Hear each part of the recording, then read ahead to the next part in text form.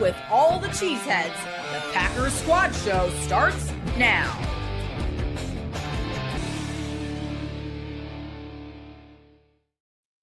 You are Locked On Packers, part of the Locked On Podcast Network, your team every day. Follow the podcast on Twitter at Locked On Packers. Subscribe to the podcast, Apple, Google, Spotify, wherever you find podcasts. You will certainly find the Locked On Packers, the #1 Packers podcast on the internet. And the show for the fans who know what happened, they want to know why and how. As always, thanks to everyone who makes Locked On Packers their first listen each and every day. Today's episode is brought to you by FanDuel. If you want to get right in the middle of the action this season, visit FanDuel.com right now and place your NFL live bet all season long. After beating the Bears in Week 14, the focus for the Pack quickly shifts to the top team in the AFC, the Denver Broncos. We'll dive into that matchup on the show. We'll get into our group chat. Jags and I are going to fight later on. We'll give you our 3 keys to hopefully a Packers big-time win. And at the end of the show, like we always do, stay tuned. We'll give you our final score predictions. But before we get into all of that, a special guest on the program today, and I have to introduce him, a former Packers tight end. He is the man, Dominique Dafney. Dominique, thank you for joining the Locked On Packers Squad Show. How are we doing this evening?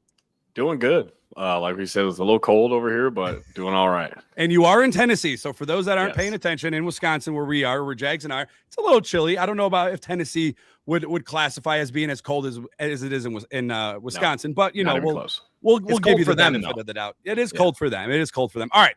We got our eyes on the enemy this week, the red hot Denver Broncos. They have won 10 straight games, as I mentioned before, the top seeded team in the AFC. The Packers, believe it or not, have not won in Denver since all the way back in 2007, that Brett Favre, Greg Jennings connection. Peter, let me ask you this right off the bat, maybe a silly question. His brain trying to remember.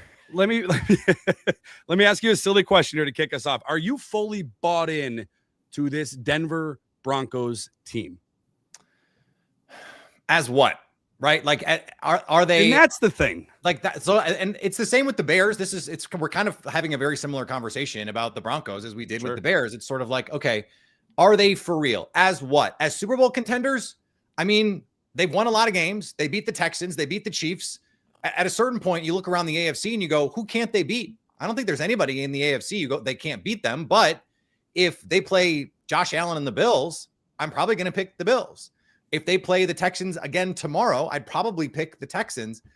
I think they are true contenders in the AFC because when you can play defense like they can, when you can play man coverage like they can, when you can rush the passer like they can, like defense travels, man. And so I think that gives them a good shot. Plus, they might win enough games that they don't have to travel. They don't have to go anywhere.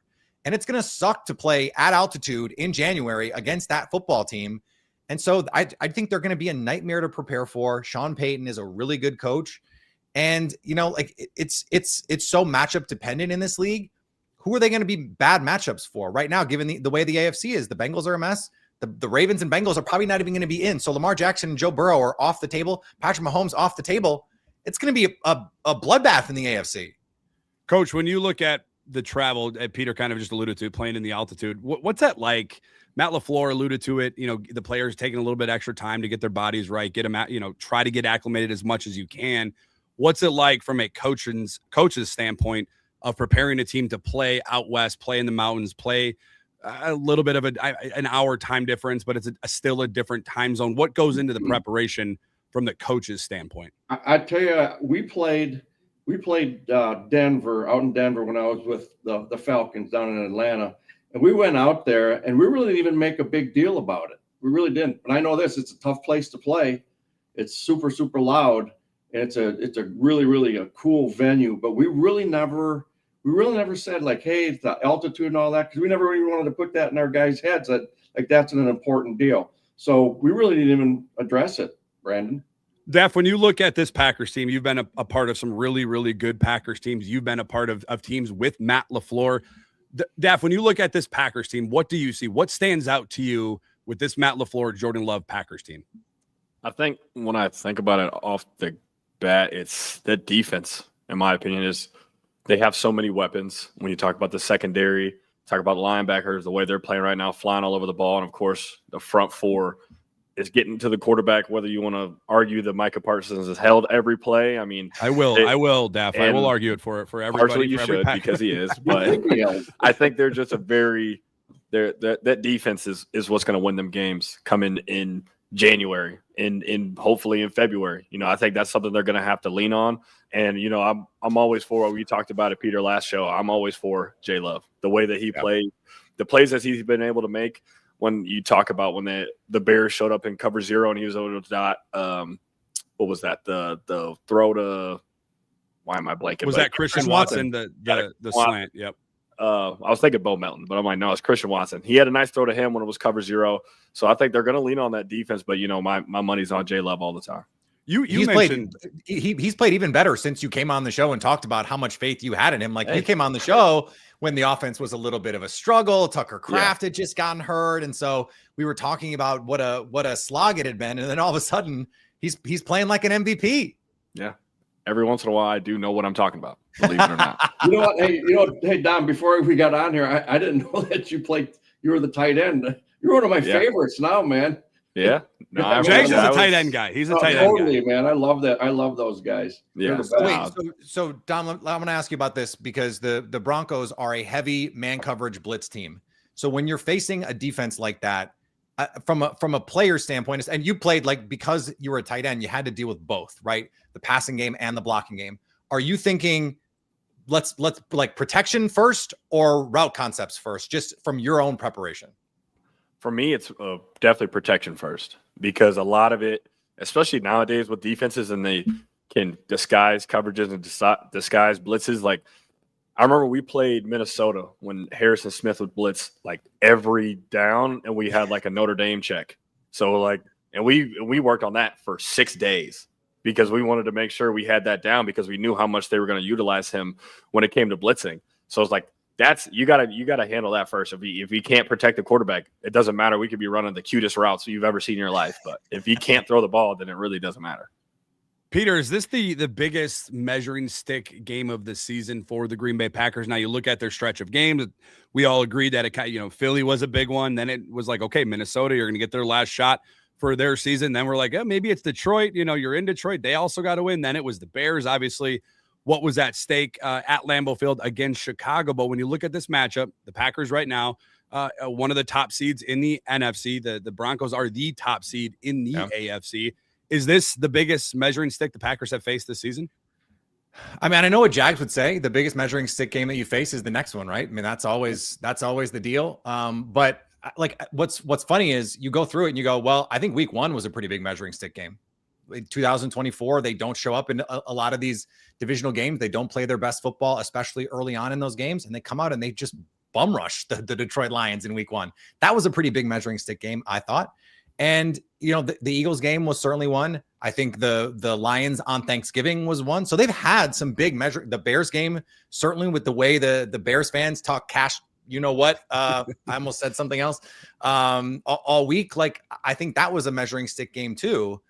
This is certainly, I think, the most complete. I don't know about certainly, but I think this is the most complete team that they've faced all season. I think from their ability to pass protect, their ability to rush the passer, they're so well coached on both sides of the ball. There's nothing to point to and go, yeah, that's weird. The Lions are really good on offense, right? But they had to demote their offensive coordinator from calling plays, and they still don't quite have that pass protection part figured out because there's issues with the interior offensive line. There's no real pressure point to pick at with this Broncos team. You're just going to have to play really well. And the Broncos team, to their credit, have come out victorious, but have played in some tight games. So along with the Packers also playing in some, the Broncos have that experience as well. Coach, we kind of have talked about the importance of playing good football down this stretch of the season. And obviously where the Packers are at in the standings, that's pivotal this week. What have you seen from this Packers team that kind of gives you, or maybe it doesn't give you, an indication that they're beginning to peak? Because it feels like, Coach, from the fans' perspective, and you and Peter and Daff will look at it from a different lens than I will look at it. But from my point of view, it is Toyota-thon. J Love has turned it on. You're starting to get Christian Watson fed the ball the way that I think a number one receiver should be fed the ball.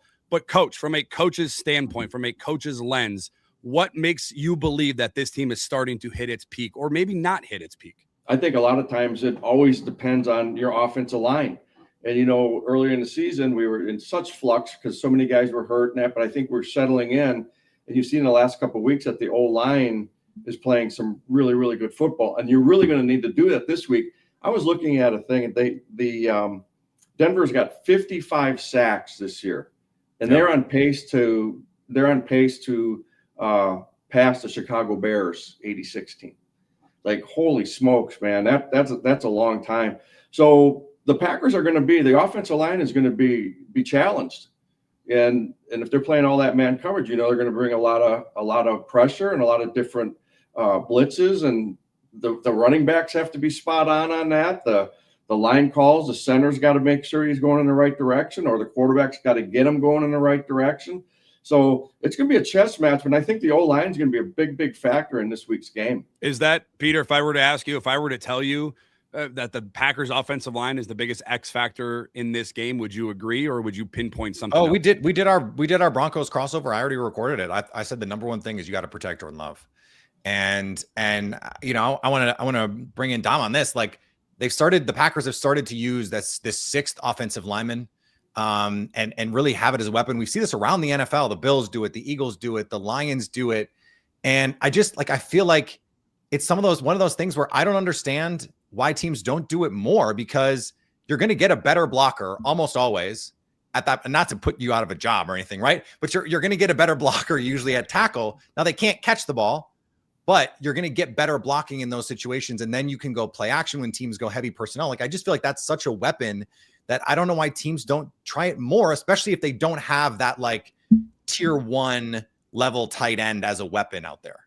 Yeah. And, they're not growing, Mercedes Lewis's in a lab anymore. Mm-mm. Like, they don't have those guys who could really. He's still playing because they're not. Yeah. I mean, it is playing the team. nuts. He's playing with the team we're about to face. Yeah, that is true. So it's like, you don't, like you said, you don't really have many of those guys anymore. So, I mean, I don't know. I think it's a great idea, especially if you get some of these tackles are more athletic than you would expect. So it's like, I think it's a great idea.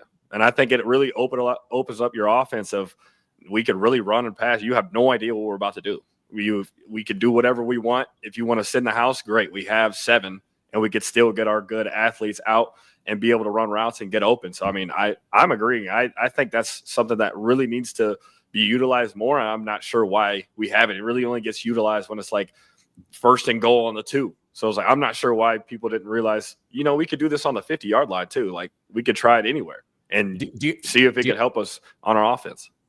Do you have a good big dog story for us since you brought up Mercedes Lewis? Yeah. You can tell by the smile he did. He's 40, but he's really like 22 in his head, right? So when I first got there, he was always like looking me up and down, like trying to like, I could tell he was like trying to see if I was a good dude or not. In the tight end room, like it's a merry-go-round, like guys come and go. So he was really trying to see like if I'm a good guy or not. And he was like, "Where are you from?" I was like, "Iowa." He goes, "Oh, okay. You know how to wrestle?" I was like, "What?" I was like, "What? What do you mean?" He goes, "No, I just know guys from Iowa. You're big on wrestling." I was like, I mean, no, I played basketball." He goes, "Oh, okay." And then we were at Thanksgiving, and he starts doing this UFC stuff because he's big on that in the off season. And he sends a kick at me. I'm like, "All right, big dog. Like, you are way too big to assume that I'm going to UFC fight you in this basement." A couple adult beverages have been had. I'm like, "Bro, relax. We're not doing that in this basement." I know that's why you asked me. In the back of my head, I knew that's why he asked me that, because he wanted the UFC fight me. I'm like, "Nah, we're not doing that." He was preparing himself. He was literally looking me up and down like, "This is somebody I could spar with." No, I'm not doing that.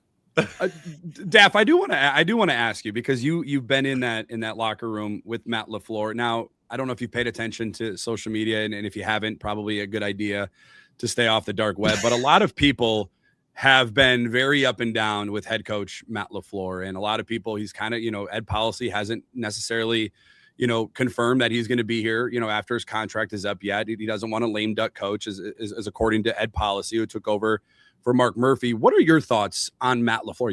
You've been in the meetings, you've been in the locker rooms, you've been in the locker rooms after big wins, you've been in the locker rooms after bad wins. Take us, if you can, and you don't have to share any stories unless you want to, what we don't know about Matt LaFleur that maybe we should know. Yeah, I mean, he's one of the more personable coaches I've ever had. And to say, like, in the meeting room, in the locker room, like, you can ask him like straight up, like, what am I doing that's not good? Or what am I doing that is good, that's working? Like, let's sit in the room, like, let's go in the meeting room and sit and really watch film. And you tell me what I'm not doing that's correct. And I think that's one thing that's like that kind of that open door policy that a lot of people say but don't really mean. Like he's one of those guys where it's like, it's for real. You could really walk in or text him. Shoot, I got his number right now. I could call him right now. I guarantee he'll answer. Well, I hope he answers.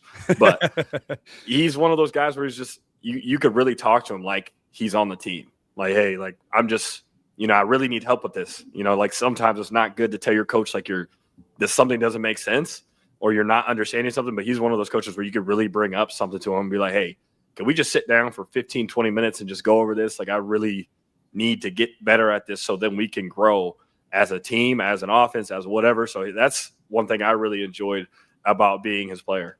I kind of want to. Is he interested in like game plan stuff? Like, hey, what if we did this in this situation? Or like, what do we think about this? Like, is he collaborative in that way? Oh, I mean, we would sit in the meeting room for an extra 20 minutes because him and 12 would be going back and forth with ideas. And I'm just like, guys, and they're throwing out stuff from 2012 and we're sitting there like, anybody know what they're talking about? Like, I have no idea what you're talking about. I wasn't alive. I mean, I was alive, but I didn't care about football. I was probably outside playing, but they have this football mind and they were just going back and forth and being able to say all that. Like, yeah, he's got the clicker. Him or 12 would have the clicker and be like, yeah, this is what we're doing or this is what we're not doing. I kind of want to stay on this real quick and we'll get back into the Broncos talk, but I am curious because you had some really great thoughts and insights into Matt LaFleur, a guy who is now starting to creep into MVP conversations, Daph, and a guy that you were there in Green Bay with when he was drafted and went through that whole process with Aaron Rodgers and Jordan Love. What is something that fans don't know about Jordan Love? We see the guy on the field. We see what we think is one of the best teammates. He's up for Walter Payton Man of the Year. What he does off the field is tremendous. What he does on the field is tremendous. It seems like he's a great player. It seems like he's an even better person. What is your relationship with Jordan Love? What is something fans don't know about Jordan Love that maybe they should know? He's one of those people like straight Cali boy, like through and through. Like what you see on TV is exactly what he's like in real life. Just calm, like, cool, like guy in his face. Zap, it can be 4th and 3 in Detroit on Thanksgiving. It doesn't matter. Chilling. I don't like. He's just Cali. That's who he is, and we got a chance to hang out. Obviously, throughout my 3 years there, and even went to a couple weddings together. Went to AJ Dillon's wedding. Went to Josiah DeGuara's wedding. So we all got a chance to hang out outside of the building, and that's just how he is. I went out to LA and actually threw with him a couple times, and we would go and get like tacos or whatever. And he's just a chill dude. Doesn't like to be that much in the spotlight, but he's just goofy, just a goofy Cali dude. And he kind of like me and him kind of seem like family because I have a bunch of family out in LA. And I'm like, bro, you honestly remind me like if we was cousins or something, I wouldn't be surprised. Like you're just that cool. Just one of those guys you love to hang out with and you love to have someone lead your locker room. Coach, getting back into the Broncos preview here, you look at this Packer team. It's been 4 straight wins for the Green Bay Packers. It's been 10 straight for the Denver Broncos. When you look at these two teams, Coach, and you've been in those locker rooms, in those meetings, had this discussion with your quarterbacks, with your players, how important is it for a team that wants to go to the Super Bowl, that has those aspirations, to be playing what feels like their 4th or 5th playoff game in a row? Perfect. I love it. And we mentioned last week after the game how important these games are late now in the season and trying to get playoff tough, getting prepared for that. Before we go on here, I want to I saw a thing today that after the 3 seasons, Aaron Rodgers and Love were almost identical in stats. I mean, I was like, holy! I mean, unbelievable how close they were. But we always talked about, and Dom, you've been in those locker rooms, is just playing to our standard, and that's the standard that's set, and it has to be met every week on a consistent basis. It has to be, and if it ever starts slipping down, that's the message that keeps coming in the locker rooms, in the meeting rooms. Everything is we play to our standards as the Green Bay Packers. This is what it looks like every week. We're going to bring it. Peter, when this game is all said and done, do you think this is a game that the Packers will win more on defense or more on offense? I think because Denver's defense is so good, it will be a game that they also have to play well defensively. I think that it's also a game where, like Bo Nix, I almost said Bo Melton, a lot of Bows in this game. I just like his ability to make plays in the fourth quarter. He has a little bit of that, Caleb, I'm just going to go play in the fourth quarter, where in the first 3 quarters, for whatever reason, I think Sean Payton has the governor on a little bit because he knows he's got a limited player. And then in the fourth quarter, when they got to go, they got to go. And so you're just out there. I know we don't think of Bo Nix as a hooper, as a quarterback, but sometimes he's out, like against the Giants, against the Eagles, he was just out there hooping and he's just throwing the ball down and letting Cortland Sutton go make plays. So I think that defensively, you're going to have to be able to win at the line of scrimmage. This is one of the best offensive lines in the NFL in Denver. And, Micah Parsons, it's going to be tough. Like, this is not an interior offensive line with Quinn Miners that you can just push around. They've got really good tackles. So you're going to have a really good plan, Jeff Hafley. It's interesting. Bo Nix is actually like Caleb Williams in that he's better when you blitz him than when you don't, in terms of league averages. So like from a clean pocket, he's actually a below average quarterback. When you blitz him, he's a well above average quarterback. And I think the Packers are going to make him play quarterback. I can see a turnover or 2 in here. And I think defensively, there's a reason that Dom mentioned this team. When he thinks of this team, he thinks of the defense. Because that first half, it's hard to remember a time that they kicked a team's ass in the first half in a big game like that. I mean, 72 yards of offense? 71, the lowest in the Ben Johnson offense. That a Ben Johnson offense had ever had. 23 passing yards from Caleb Williams. Micah Parsons was he was winning so fast. Caleb was just bailing and throwing the ball away on his back foot because there was nothing he could do. Yeah. Like that kind of stuff. It's so special that Micah Parsons is that guy. And it's a little surreal to me that he's a Packer. Like I still can't believe that that's a thing. But I think you got to win it defensively here.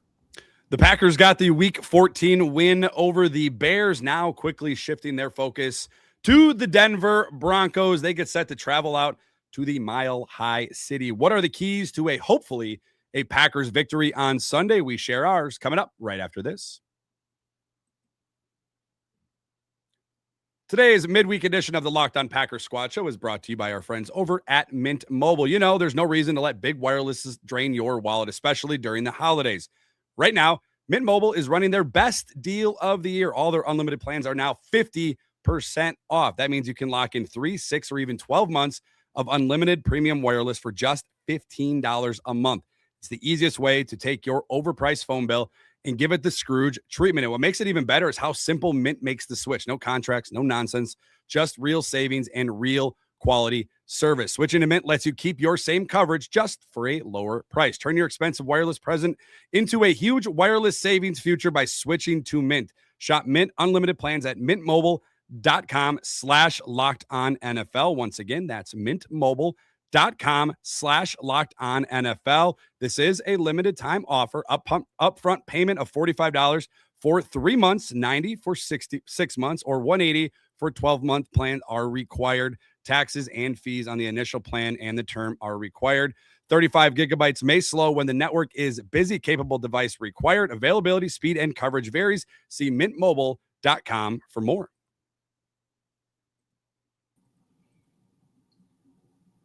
Thank you for making Locked On Packers your first listen of the day. And thank you for making Locked On the #1 sports podcast network. The Packers looking to get win number 5 in a row. The Broncos looking to get win number 11 in a row. Coach, let me begin with you. Your 3 keys to hopefully the Packers getting 5 in a row are? Guys, you know what I'm going to say every week, right? It's turnover margin. It's explosive plays. Those are the 2 main ones that wins and loses football games. I don't care whatever level you're on. And I think who's ever going to control the line of scrimmage will win this football game.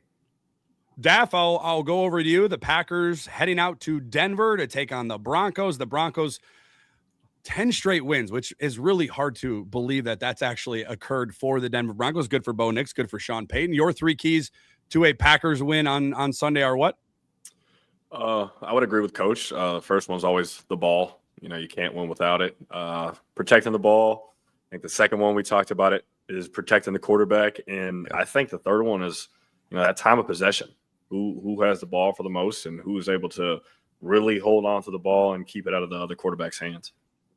I think one thing that we don't maybe take for granted at times is like the Packers are going to have to go play a big time game in Denver and then turn around on a short week and play the Bears in Chicago.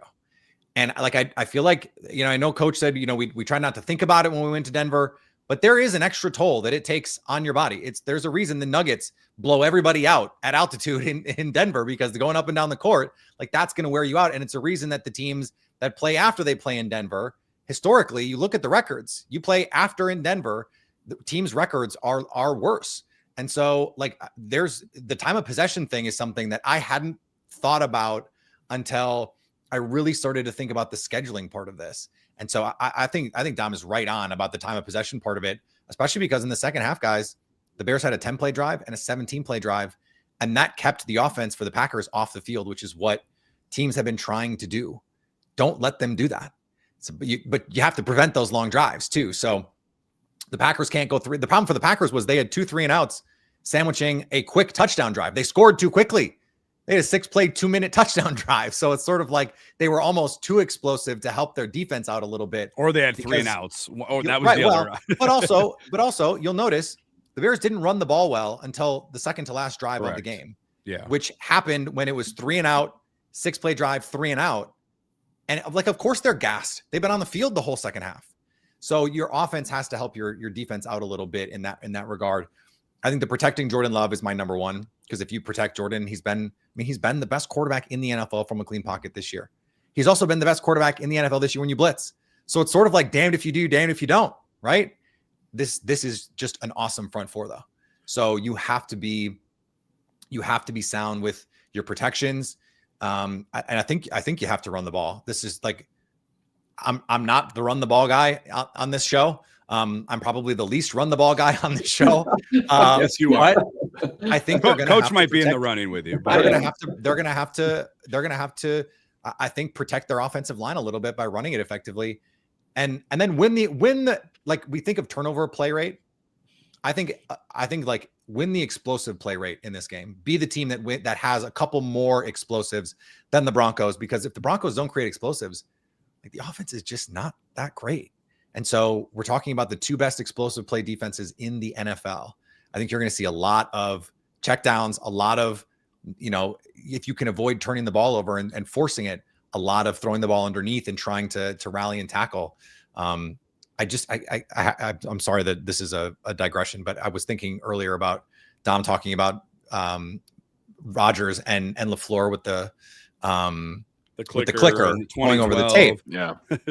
And I was thinking, it reminded me of the old story, the Holmgren Favre story. Jags, I'm sure you heard this story, where Holmgren, one of the first Favre practices, comes up to him and just says, "Hey, no more rocket balls," because he's playing on the scout team and he's just like lighting the team up. And I have to imagine, Dom, did you ever see Matt LaFleur say, "Jordan, if you throw one more fadeaway jumper, like you're going to run laps"? Like I just feel like that there's got to be a time when the coach is like, "Can we stop throwing fadeaway jumpers even though they work?" Or no, is he just like, "Hey, keep doing it. It's great"?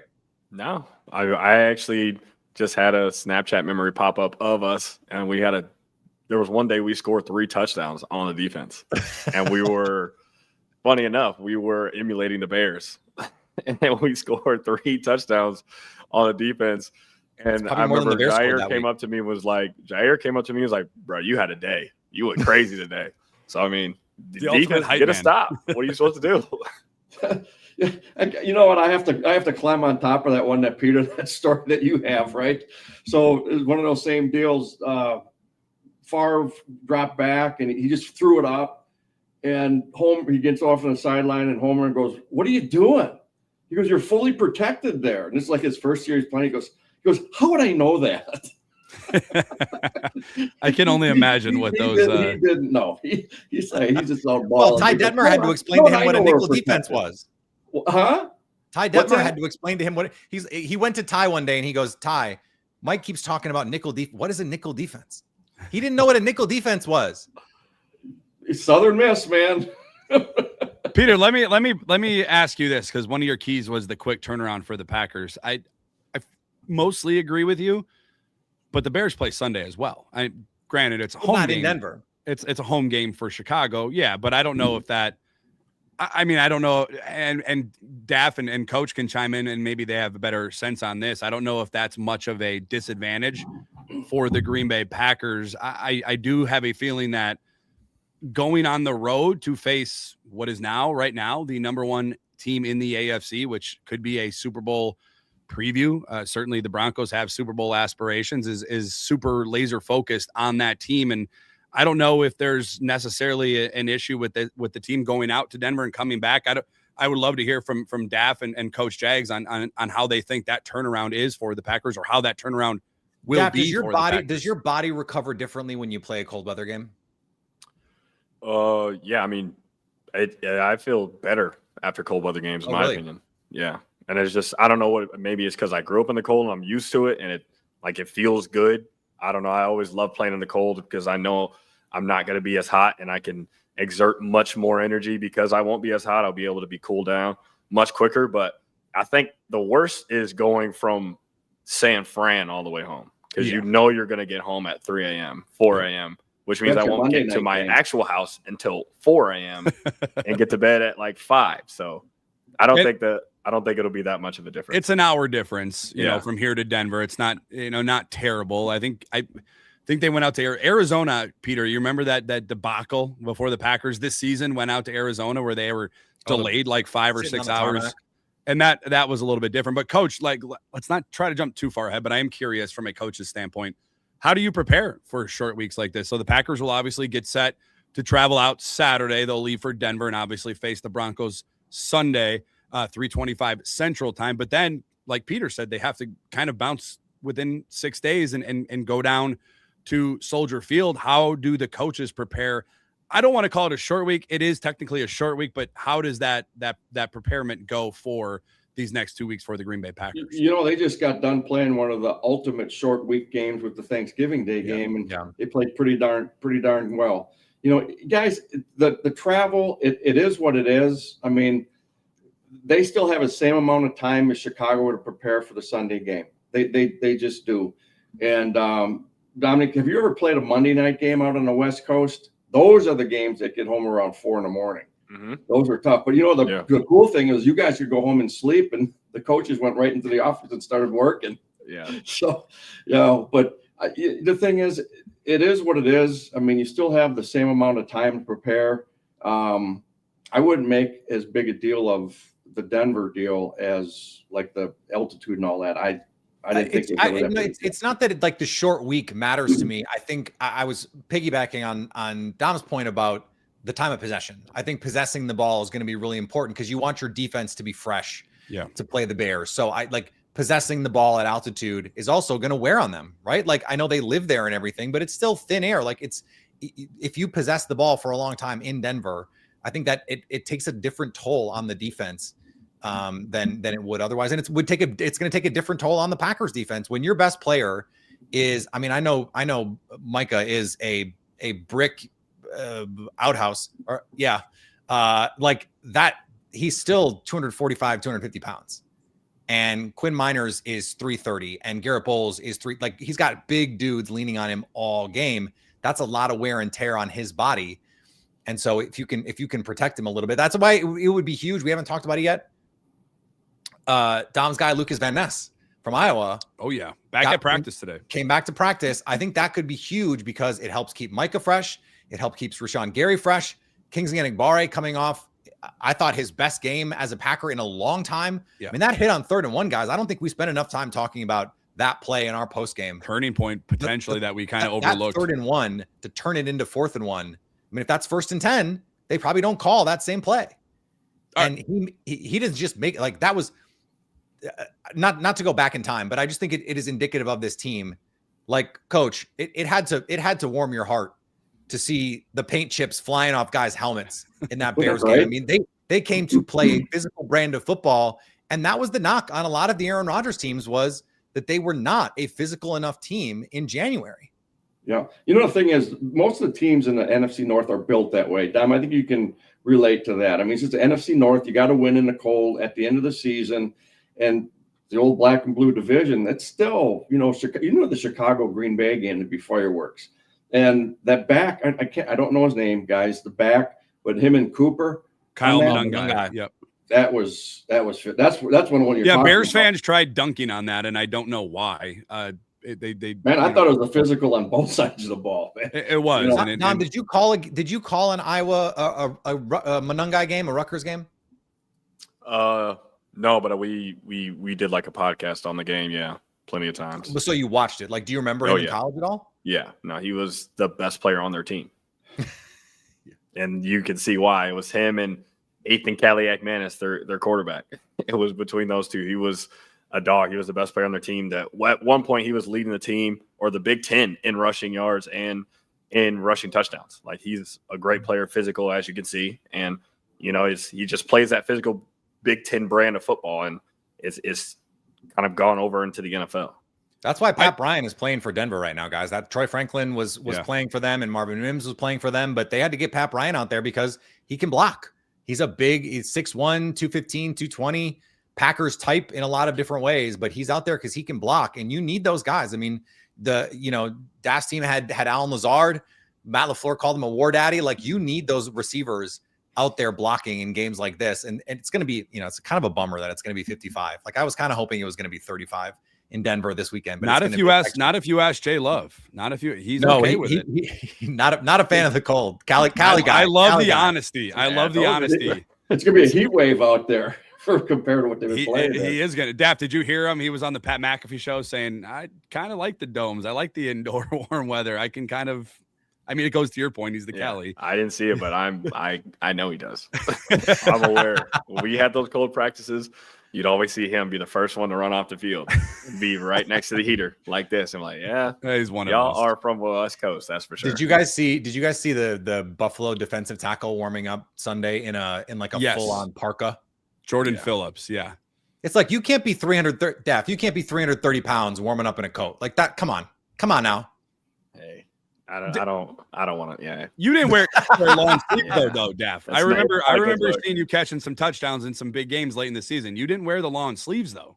Nah, you're not allowed to wear sleeves unless you're a receiver, a quarterback, or a kicker. If you go out there during the game and wearing sleeves, like it's like during warm-ups, okay, like I want to sweat, I want to get my body temperature up. But if it's about to kick off and you have sleeves on, everyone's gonna look at you like, are you serious right now? Like, I think the Packers only had a couple of guys play with sleeves. I think it was like X, Keyshawn, and that might have been it in terms of their regular players. Even Jordan Love went no sleeves. I was a little surprised because 2 weeks ago he played with the sleeves on. When the turtleneck is out though, Peter. That's when it's cold and when it gets a little chilly.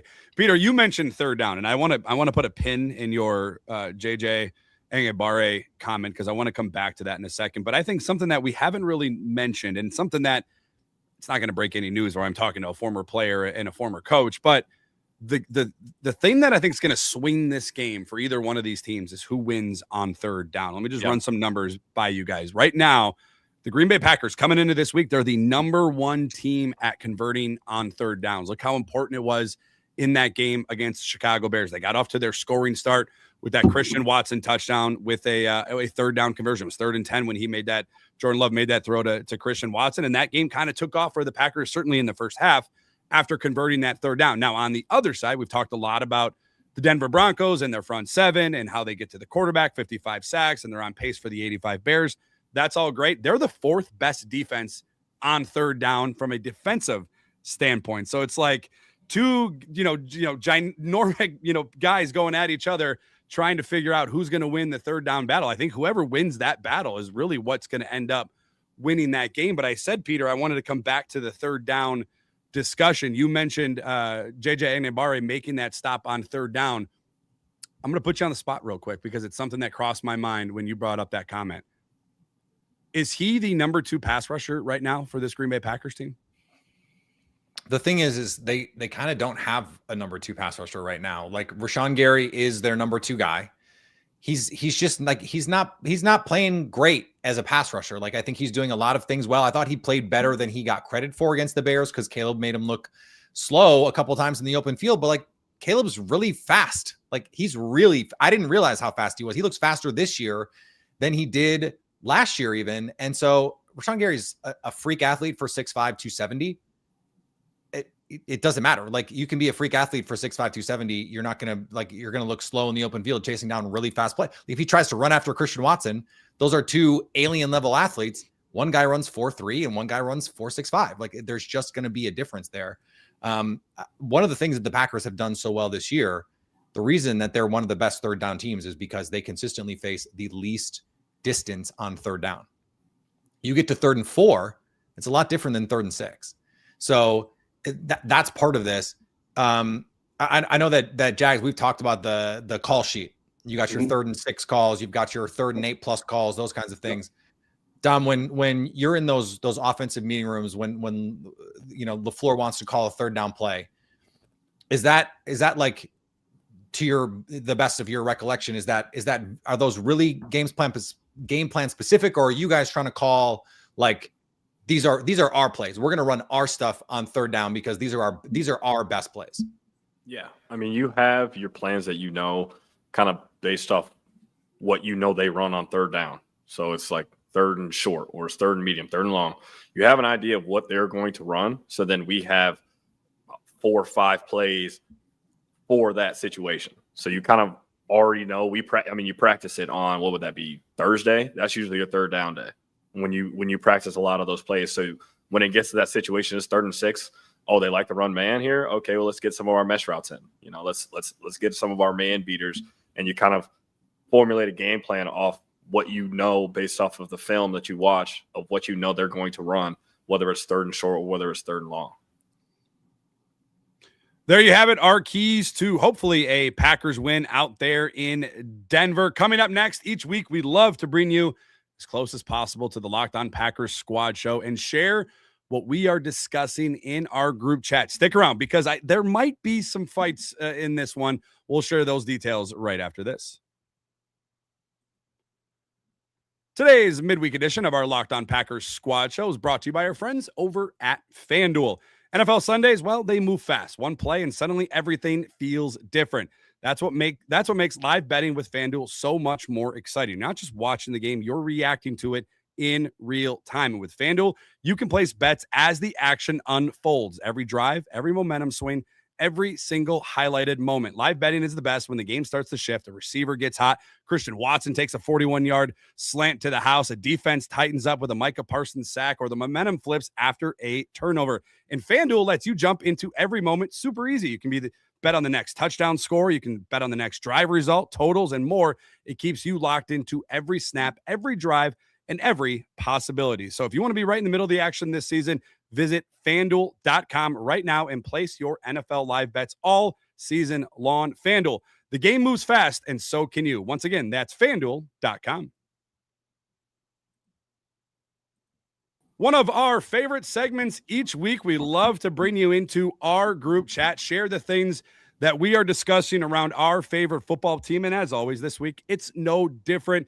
Daph, this one got a little tenuous. We'll share the details here in a second, but we love to have this segment. We call into the group chat. We share with the listeners and the viewers the things that we are discussing. And I sent out this question in the group chat yesterday, and I said, here's an honest question for the group. And I know it won't sound good coming from me. And Coach said, since you're on his tax returns, it was related to Brian Gutekunst. And I said simply, is Goody not getting enough credit for the success of the Packers this season? And Jags, you kind of went at me a little bit, and I'll share those details. You go, in my opinion, he does. He shapes the roster, and he's authentic because he's not out front seeking validation. You never heard Ron Wolf say, look at me. Goody is a Ron Wolf disciple. And Peter, you kind of also alluded to, he doesn't go on the national media. He doesn't really do a ton of local media. But I don't think Brian Gutekunst is getting the credit that he should get. Now, when we look at this Packers team, and I don't think I'm breaking any news, that the MVP on both sides of the ball is a direct decision from Brian Gutekunst and the decisions that he has made. And you look at other pieces. We can dive into all the other pieces on the offense and the defensive side of the ball. But Daph, I'm curious from your point of view. You've probably had discussions with Brian Gutekunst. Maybe you have, maybe you haven't. Do you think that he is kind of not getting enough credit to where Jordan Love is in his career, going out and getting Micah Parsons. He was a part of the Matt LaFleur hiring process. Do you think that Brian Gutekunst should get more credit, maybe get less credit, or it's about right where it should be? I think he gets the credit he deserves. I mean, Micah Parsons is a huge pickup. And we talk about it all the time where the Packers aren't really the team that gets those big free agent signings, the big signings that, break the internet, that go viral. It's usually a kind of a handy guy, the Preston Smiths of the world who do a lot for a team, but just it's not going viral by any means. But, to pick up Xavier McKinney and him be able to play the way he has, I think he gets the credit he deserved, and he's doing a good job formulating a team that can win games and that plays really well together. So, I mean, I would say right where he is where he's supposed to be. Coach, you said results are not validation and or attention. I think they are, though. But the result, I think you read that wrong, Brennan. The results, they are what they are. It's either a win-loss deal, but I don't think he seeks validation, and the good GMs I've been around, and these are all Ron Wolf guys with Ted Thompson, Reggie McKenzie, John Sneide, who else? Don Dorsey, all those guys. Elliott Wolf. And I was telling you that Elliott used to pull off he was a junior high school kid when I was there, when Ron was running the draft room. And Elliott was a guy that had to pull the names off the board during draft day. That was him. He was like a junior high kid.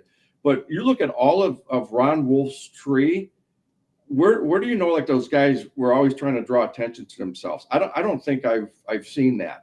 But Coach, I think the point that Brandon is making is you look around the NFL and we hear about, Howie Roseman, how he's done it again. He's done this and he's done this. And we forget like he gave up a day 2 pick for Jahan Dotson, and Jahan Dotson has not been at all the player they thought they were going to get in Philly. And so like, Jordan Davis finally playing like the guy that they thought they were going to get in the first round when they traded up for him. He has not lived up to being a high first round pick. And so I think Brandon's point is to me at least well taken, in that he does not get the, he's one of the best GMs in the NFL, even though I think he is that. Is he Howie Roseman level? Look, I don't know. It's so much of this, of the decisions that get made are made in ways that we don't get to see. And so it's really hard to like parcel out credit that way. But he does not get talked about in the same way. I think that's going to change, though, especially if this Micah Parsons deal works. Like if they go to an NFC Championship game, go to a Super Bowl, win a Super Bowl, we will start talking about Brian Gutekunst differently. And we did that with Howie Roseman. Like what he did in 2017 with that Eagles team deserved the adulation that he ultimately got. And do I think he, is still getting credit for some stuff that, like he wanted to make the Russell Wilson trade before Denver did. And like that was before the AJ Brown draft pick trade to get AJ Brown. Like imagine if they make the Russell Wilson trade, it sets their team back because Russell Wilson turned out to just not be, he just didn't have it anymore. And that's a bummer for Russ, but like it ended up being the best thing. That Andrew Brandt, former Packers executive, always says that some of the best trades that you make are trades you don't make because you don't get a chance. Like the Bears are worse than the Packers, so they get the Claypool trade instead of the Packers. And so sometimes you just have to get a little bit lucky with this stuff. And if the Packers win, if the Packers have another great season, I think he will be rewarded. I think when we were talking about Matt LaFleur in the middle of this season going, hey, a lot of run calls, this run game is not great. Like, can you let Jordan Love throw it a little bit more? Those same conversations were not being had about Brian Gutekunst because he went out and did the thing. He went out and got Micah Parsons. He put together this roster that's ready to go compete for a Super Bowl. So there is a difference certainly between seeking credit and getting credit. And I think what Brandon is saying is he deserves more credit than he gets, even if it's true. He doesn't seek that out, which is, I think, what you want in a GM. You don't want Jerry Jones on the sidelines doing post-game press conferences. Like that's not what you want your GM doing. And Brian Gutekunst with a turkey leg in his hand. But like that's a low bar. Like that's a very low bar. Yeah. Well, and I think the thing with Brian Gutekunst, coach, is that, and Dafney was also a part of this when he took over that roster. He had to essentially start over, right? Like you look at Daf kind of mentioned the Preston Smith, like that was his first free agent class, and it garnered a lot of attention, and rightfully so. You go out and Adrian Amos, Adrian Amos, yeah, and you get. But now you look at it too. You look at the guys that he's drafted now, and every guy that I'm about to name is a direct reflection of the decisions that Brian Gutekunst has made. Jordan Love, where would this team be without Toyotathon? And right now, depending on where you look, our friends at FanDuel, Jordan Love third in the MVP odds. Where would this team be without Micah Parsons? Where would this team be without Zach Tom on the offensive line? I know he's hurt, but Tucker Kraft has turned into the best tight end in arguably in football on the defensive side. Coach, in one draft, he drafted Edgerrin Cooper, Javon Bullard, Evan Williams, and we'll see on Marshawn Lloyd. I'm still holding out hope. You're looking at potentially 4 starters in 7 rounds of draft picks, and that's obviously going off of everything else. Man, Bullard is playing some football right now. He's been awesome. And I don't think, and this isn't necessarily, Coach, this isn't into Peter. Thank you for clarifying. It's not necessarily saying that, Goody's raising his hand like, hey, look at me. But I think amongst Packers fans, everybody dragged him through the mud. Pat McAfee, national media, Aaron Rodgers, they kind of dragged him through the mud during that whole ordeal.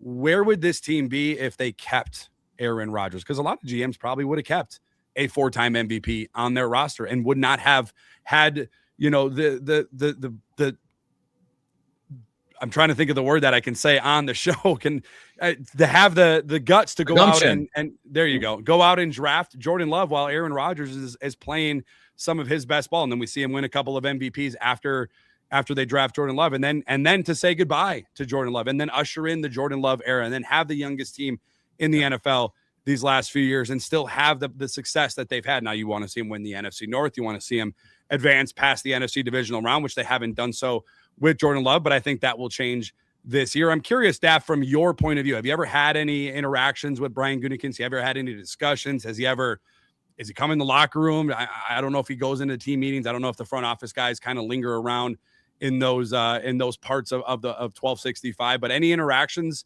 any conversations with Brian Gutekunst? Not like anything past 5 minutes. Like I know when I first got there, he was talkative and he was trying to get to know me, just see who I was as I started to make plays on, scout team and in practice, as I started to, become the player that I became and, a vital role in the offense. Like obviously the conversations grew there more and more, but I mean, he was out on the field for sure. He wasn't in meetings. He'd be in the locker room post game. He'd sometimes flash through, and it's kind of like when the principal is in your class when you're in school and he's back there, so you see him, so you kind of like tighten up a little bit when the principal walks. Writing some notes down, like, oh yeah, that's a good one. I got to write that down. So So I mean, he was definitely around. Like he showed face a lot. He was at practice a lot when it wasn't freezing cold. But as far as like personal conversations, no, there wasn't too many. How was that the same, Coach, for Ron Wolf during your time in Green Bay? No, but everybody, like you're saying, the principal, Ron was the superintendent. So, Ron would show up at practice and he'd evaluate, but that's what those guys are. They're evaluators, and that's their job every single day, is to evaluate talent and to make the roster better every day. Well, I thought it would be a little bit more of a fight, Coach. We seem to have found some common ground here between my guy Goody, and thanks to Peter for playing the middleman. Thanks for Daf for sharing his experience with Brian Gutekunst. Coming up, our Locked On Packers midweek squad show. Guys, it's only an hour long. Seems like a lot of time on the surface, but believe it or not, there are a few things we tend to miss or just simply couldn't get to enough. Extra points and our final score predictions coming up right after this.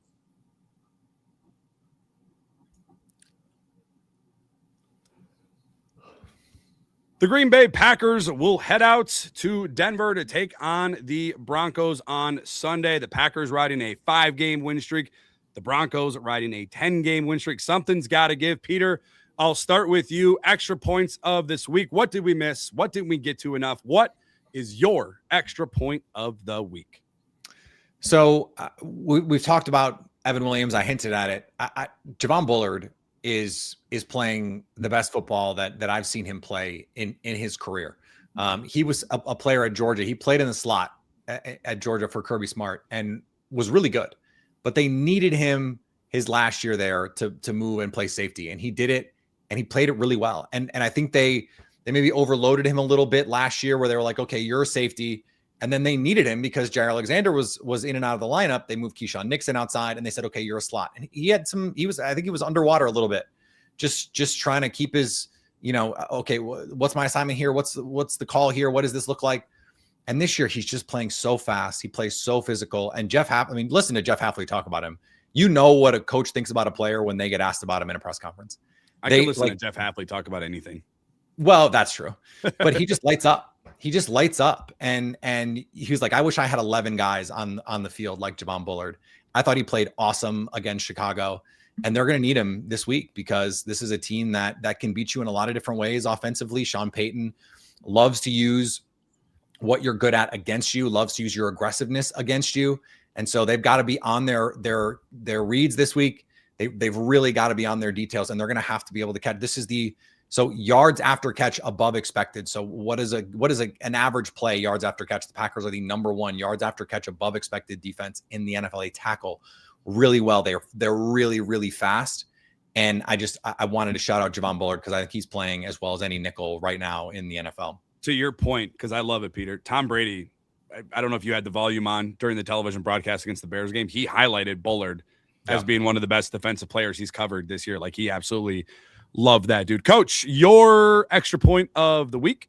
I think these matchups or these games, I always come to about matchups. I think Christian Watson and Surtain is going to be a really, really cool thing to watch. I mean, you got 2 of the top players in the league going against each other. And if they're playing all that man coverage, as you're saying, Peter, I mean, you're going to see that man-to-man a lot. And we'll see who's going to win that one. But that'll be this is going to be just a fun game to watch because you got both teams are pretty much the elite in the AFC and the NFC. So it's a great matchup. And I think it might be a foreshadowing of the Super Bowl. Yep. Daph, before I get to my extra point, I want to ask you, because you've played offense, you've been in the NFL, you've been in those rooms. A discussion, Daph, amongst Packer fans has been the receiver number 1 for Green Bay, Matt LaFleur. It's Matt LaFleur's favorite question. If you ask him, if you want to call him and ask him who his number 1 receiver is, I would not do that, but I think it'd be hilarious. Do you think Christian Watson is this team's number 1 wide receiver, Daph? Peter, I suppose we had this conversation, didn't we? I think we did, yeah. I was hoping for a different response. You thought because what I asked you was do they need one? Yeah. And what you told me is you loved that this is just sort of the ball finds energy kind of offense. Yeah. Okay. If we had to put a number 1 on, I would say yes. I would say he's your true X receiver. He's single. If it's one-on-one, he's somebody I could just throw the ball up and ask him to make a play if we're going to ask that question. And you want to frame it like that, then yeah, I would say he's number 1 receiver for sure. I will get to my extra point here, and it's going to be more of an apology, you guys, and I want to issue an apology to Matt LaFleur. And after the Dallas game, I know for sure I was upset about the way Matt LaFleur handled the clock and the play calling. I was certainly mad about Carolina and Philly and losing back-to-back home games. Something's changed with Matt LaFleur, and maybe not, but I don't know. But something feels different. It feels different with Matt LaFleur, and I don't know if it really. You go back to the Minnesota game, people are like, well, they ran the ball 42 times. Yeah, but he didn't change anything. Like, he didn't go off of that. He didn't deviate off of that. He was decisive in that moment, in that game plan. Then you go to the Detroit game, 4th and 3, you guys, on I think midfield-ish, right? I kind of blacked out there in that Detroit game, and to put the ball. And this is something I think Peter and I kind of find common ground. Brandon, it was Thanksgiving. What did I say? You blacked out. Oh, yes. But Thanksgiving. And it was 4th and 3 midfield, and you put the ball into Jordan Love's hands. It's something a lot of us have kind of just been saying. We are willing to ride or die with number 10, and what happens. And that's what he did in that game. And then the Chicago game was no different, and it was very, decisive in what he wanted to do and how he was going to do it. He got his 76 win, beating the Bears. In the first 7 seasons as a head coach, he only trails George Seifert. So he has, I know a lot of Packer fans, including myself. I just wanted to take the time to kind of air out that apology to Matt LaFleur. I'm sorry, Matt, for doubting you. I hope you can take me to the promised land. Keep riding Toyotathon and number 10 going into the postseason, and something, whatever has changed, I hope it continues, going on with the Packers out in Denver and with the Packers taking on the Chicago Bears. Before we wrap up real quickly, we got to get into our final score predictions. Daph, you're the guest of the show. You're the honorary guest for the Locked On Packers midweek edition of our squad show. I'll let you kick things off. How do you see this one playing out on Sunday in Denver between the Packers and the Broncos? If I had to put a point, I would say 31-27 Green Bay. Shootout. Yeah. I think these quarterbacks are playing at their best ability. They have weapons on the outside. They're getting healthier at the right times, which is really important. It's always important to peak at the right times, and I think both of these teams are doing so, and that's why I say 31-27. Getting Jay Reed back is certainly big. He looked great against the Chicago Bears. Coach, your final score prediction is? I think it's going to be a little bit more of a defensive battle.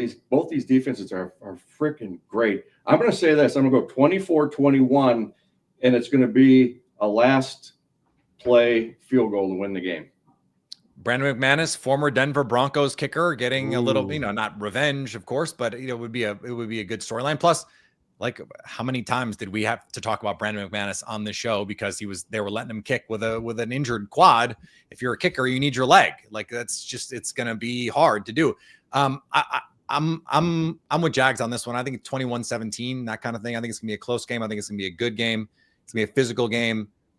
I wouldn't be surprised if we got a shootout. Some of these Broncos games have just been weird, and weird things happen. Bo Nix is like this weird variance player, he's grown on me. I would say as a quarterback, I think he's exceeded my expectations for what he could be already in the NFL. But yeah, at 21-17, in a game where the Packers, it doesn't feel like it's a slog. It just feels like a good, hard-fought game. All right, you're close to mine, so I'm going to change mine slightly on the go here, Peter. We all got the Packers so far. I did like two in a row on this, by the way. I know, and before we started, just so like I have no proof on this at all, but I had 23-17. I think the over/under from our friends over at FanDuel right now is 42.5. Yeah, so I could see that kind of playing out. I think it's going to be 23-17. Packers. Again, this has kind of been the theme, right? Like the last few weeks, take away the Minnesota game, what had transpired? The Packers get out to an early lead. The other team kind of chips, away at that lead. They come back. The Packers score late, and then the defense is out on the field to kind of put things away. You get Micah Parsons. As Dav said, you go out and you make that splash and you get the closer, enter Sandman. I think the Packers defense gets a stop on Bo Nix late. I think it is worth noting, and I know the Chiefs are the Chiefs, and I know they have Patrick Mahomes. The last 4 games for the Denver Broncos, the Raiders, hot garbage. The Commanders, hot garbage.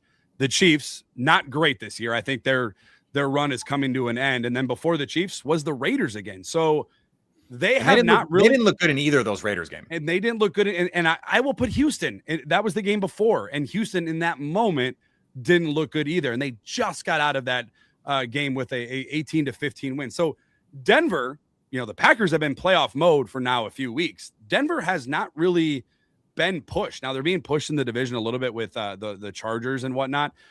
But as far as opponents go, like this is going to be the best opponent that the Broncos have faced. You got to go all the way to the Philly game. And at that moment, was Philly what we thought they were? Probably not. And that was a long, long time ago. So we all got the Packers winning in this one. Our thanks to Daph. Daph, I hope you had fun, man. Thanks for joining us. Yeah, no, I appreciate it, guys. And you predicted a Packers win. So if the Packers win, Daph, and you were close to being right, even if they win, you have to be back next week. A friendly reminder, the Locked On Packers Squad Show and Daily Show, free and available wherever you guys get audio podcasts, as well as over on YouTube. Make sure you hit that subscribe button.